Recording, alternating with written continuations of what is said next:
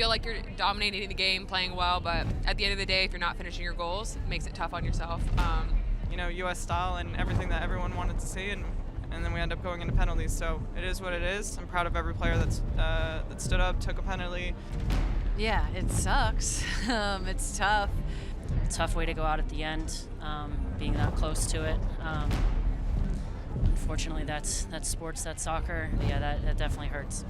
We make some, we miss, opportunities, and it sucks. It's painful. It's gonna be painful.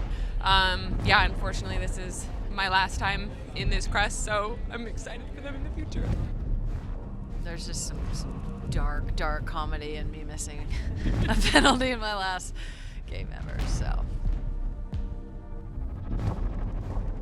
They say all good things must come to an end, and the U.S. women's national team's 8-year run as World Cup champions now over after the U.S. fell to Sweden in the round of 16 Sunday morning. The game finished 0-0 after 90 minutes, still scoreless after 120 minutes. In penalties, Sweden missed 2 of their first 4 kicks. U.S. seemed to be in control before back-to-back misses from Megan Rapinoe and Sophia Smith. In sudden death, Kelly O'Hara missed her shot. Lena Hurtig's shot just trickled in despite the best efforts from Alyssa Nair. And Sweden advanced to the quarterfinals 5-4 on penalty kicks. A historic elimination for the United States. The U.S. out of the World Cup before the semifinals for the first time ever. Joining us now on Futbol Americas for more, 2-time World Cup champion Ali Krieger. All right, Ali, we have had a little bit more than 48 hours to digest not just the game against Sweden, but the elimination overall. I don't want to spend too much time on the game against Sweden, but I think it's important because in the game against Netherlands and the game against Portugal, we heard the reasons why the U.S. struggled were about the lineup, the substitution choices from Vlatko Andonovski. Well, against the Swedes, the manager seemed to get everything, at least in the pregame, right. The U.S. played well. The game plan worked. So why couldn't the Americans then get past Sweden? We couldn't finish our chances, and we had many. We created so many more than we have in, the previous 3 games. And so that was impressive. The lineup, I think the personnel was the right choice. But we just couldn't put the ball in the back of the net. And then when you do not, make your penalty kicks, it kind of reminded me of 2011 once again, where a few of us had missed. So that's just unfortunate. And the way that, we went out, it was a bit too late for us to have a good game. I wish we would have started like that at the very beginning of the tournament. Ali, let's talk about 2011. You were in that exciting quarterfinal penalty kick shootout versus Brazil. You actually hit the game winner, if I'm not mistaken. What did you make of how the U.S. handled this shootout? Well, we had trained, always had trained many times, every single day, to find out who would be the group to, go into the penalty kicks and, super confident, whoever was, wanting to take one, and then whoever we had trusted to do so. So I know that for a fact that was already planned because we had trained that before.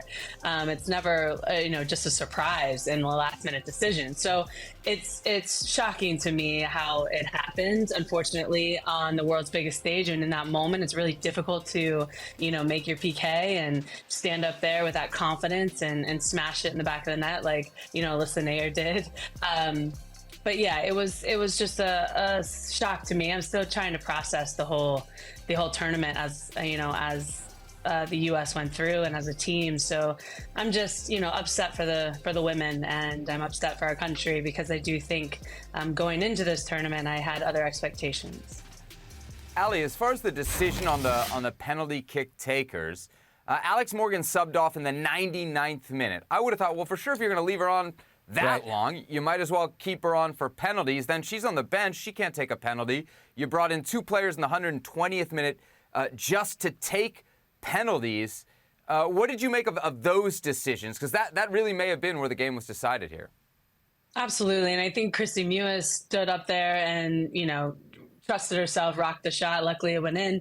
But then you had Kelly O'Hara come in and unfortunately missed her PK. I was surprised that they took Alex out because she does normally take a PK, or she usually is in the top 3 choices. And then I was surprised that maybe Lynn Williams wasn't a choice if that, were the case, and that was his plan all along.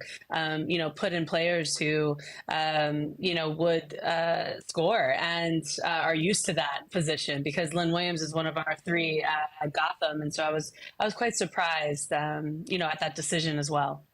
Yeah. Still, you got Megan Rapinoe and Sophia Smith at the back end of that lineup. I think most times you would take your chances. Let's go real big picture here. We got a homework assignment for all of us. We had to pick one word to describe the U.S. women's national team round of 16 elimination at this World Cup. Ali, you first. What is your one word to describe what we just saw? Disappointing. For me, it was just disappointing. I had higher expectations, and unfortunately, we just couldn't make it happen. Herc? Expected. If you go back to the 2020 Olympics, maybe the generational change should have been there. You should have started preparing some of these players. So many players didn't have their first brush of actual international football at this type of pace. And then expected because what we saw in the group phase wasn't what we normally see out of these women. It wasn't what we normally see out of the U.S. Almost 300 minutes without a goal.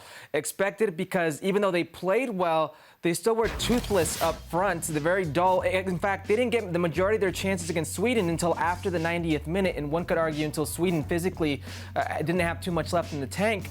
Expected because of what we saw or have continued to see from Vlatko Andonovski with the U.S. women's national team, especially in these decisive moments of not being able to pull the trigger with more decisive substitutions. Maybe not the way I thought they would go out, but ultimately going out. Ali, what do you make of what Herc's saying there? Herc doesn't sound like he's very surprised. Are you surprised? Not really. I actually agree. I do feel like I was a little hesitant, at the beginning of the tournament, especially watching the group stage games. I thought we could give more. I thought the team looked, like they didn't necessarily have an identity. People were playing just individualistic, and it just there looked like there was no identity and principles being applied to the matches. And so I was a bit confused because you look at all of our talent, you look at the front 6 or 7 players who really have an impact on this team and who really have shown in the past 6-7 months or even 2 years that they can finish, they can score, they can create, and the opportunities were there. It just seemed like the joy wasn't there, the fun wasn't there, the excitement of being in the world's biggest stage, it just seemed very dull to me. And so, yes, I do agree with what Herc was saying. And it is, for me, just really disappointing because I had just such higher expectations. I wanted them to come out in the very first game exactly how they came out in the the 16 game. Sorry, the group stage game, and it's just unfortunate the way that happened because I think that the team did have that potential. All right, so Herc went expected, Ali went disappointing. My word here is final because it feels like the end of a lot of things, actually. I think it feels like the end for some players. We just heard from Megan Rapinoe, Julie Ertz. I don't know if it's the end for Alex Morgan.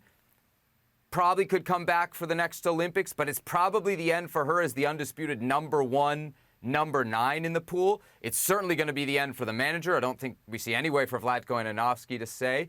It's probably the end for his boss, the GM of the U.S. women's national team, Kate Markgraf. You can't really look at her tenure and make a case that she should stick around. It feels like the end of an era for U.S. invincibility at the world level. There seems to be no more fear factor for this team. And finally for me, and Ali, I wonder if you agree, it really feels like the end of an era, big picture, in women's soccer. In 2019, the team that you were a part of, you guys physically dominated all of these European teams down the stretch. I don't know that the 2023 team wasn't physically dominant, but I know that whatever physical advantages they have, it didn't matter because they were dominated technically. They were dominated tactically. And to me, I think technical players, tactical coaches, that's the future of the women's game. And that's why, to me, I think this is the end not just of an era of dominance for the U.S., but a total sea change in the women's game. Now, I'm known for being dramatic, but I think these are dramatic results. That means dramatic fallout. Ali, am I being too dramatic here? No, I do think that it's a managerial issue. It's a leadership issue, and he has to go. Even Kate, possibly. I don't know where that answer lies, but we need a change. We need a fresh manager to step in to really get this young, talented group in a position to be successful again. And I definitely wasn't impressed in the past two big tournaments. I do think you make a case. He has to go. He's had plenty of time.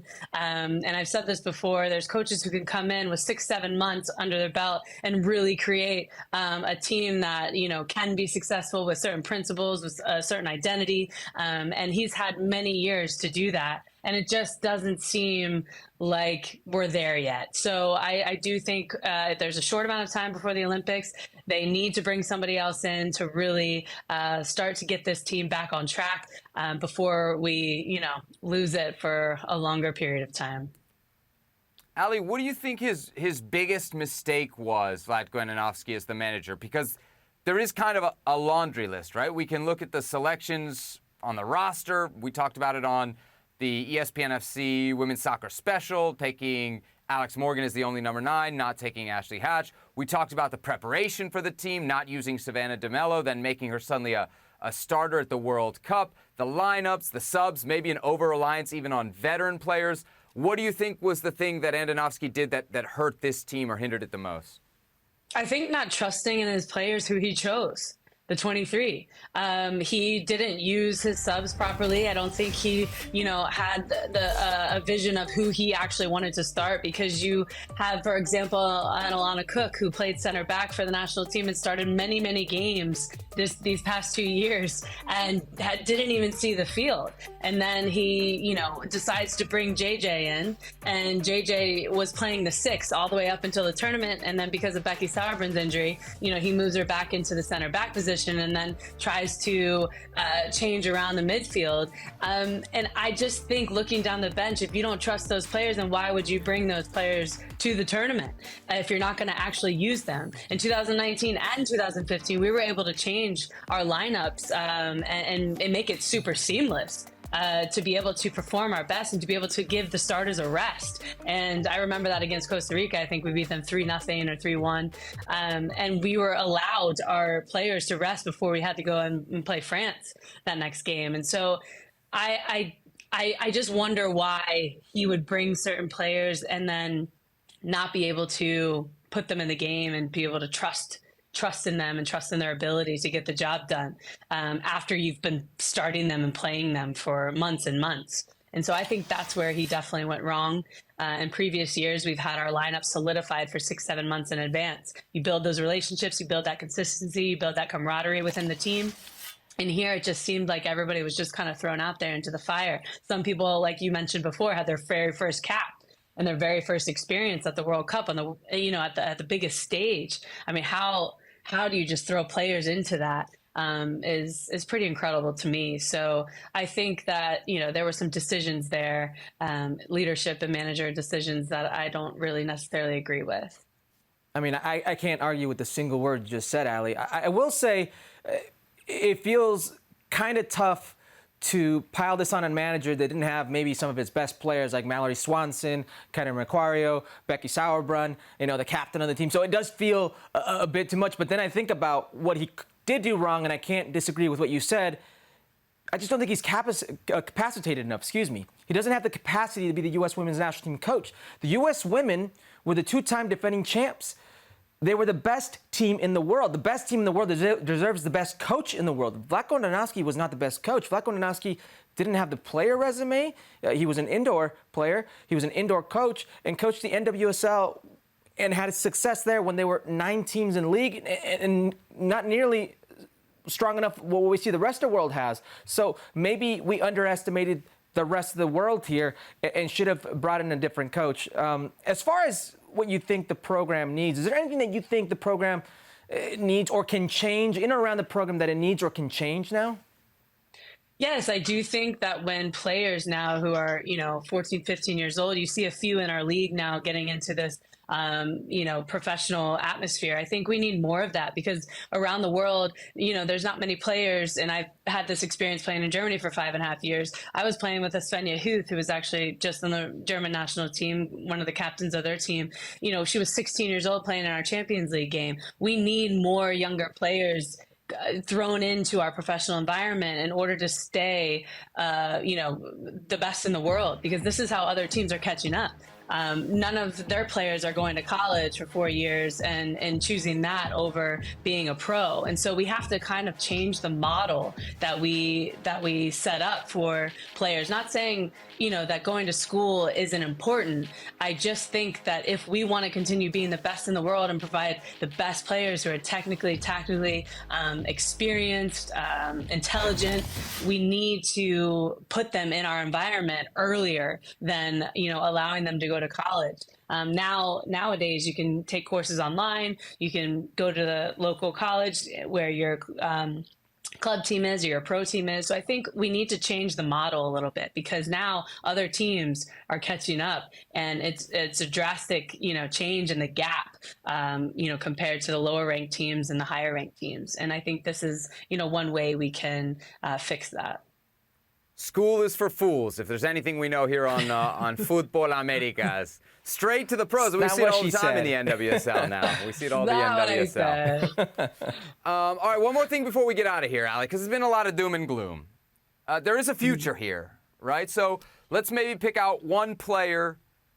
Maybe there is only one player who raised their stock at this tournament for the U.S. women's national team. Let's project forward with some sunshine here. Who boosted their stock in Australia and New Zealand? Well, Naomi Girma, for me, obviously, I mean, everyone had probably the same reaction and idea, but she was brilliant. She, is playing way beyond her years. She's young, but she's in control. She's consistent. She's intelligent. She makes, great decisions on the ball. She's good under pressure. I can't say enough good things about her. And I was in the camp, one of my last camps, actually, before the Olympics, where she had come in and she was playing the number 6 role and the center back role. And I just thought the world of her. I said, she is going to be an incredible national team player one day. She's the future of our team. And now looking at her blossom into this role, she will be a leader for years to come. And she definitely, was noticed at the World Cup. I know she signed for San Diego for a few more years, but maybe we'll see her over in Europe at some point playing Champions League and winning more trophies. Naomi Girma, one of the few standout players for the United States at the World Cup, but no doubt a standout. There she is, Ali Krieger. Great to have you with us here on Futbol Americas. As always, thanks for joining us. Thank you both. I always have a great time. Well, thank you very much for watching ESPN on YouTube. For more sports highlights and analysis, be sure to download the ESPN app. And for live streaming, premium content, and let's not forget as well, ESPN FC 7 days a week. Subscribe to ESPN+.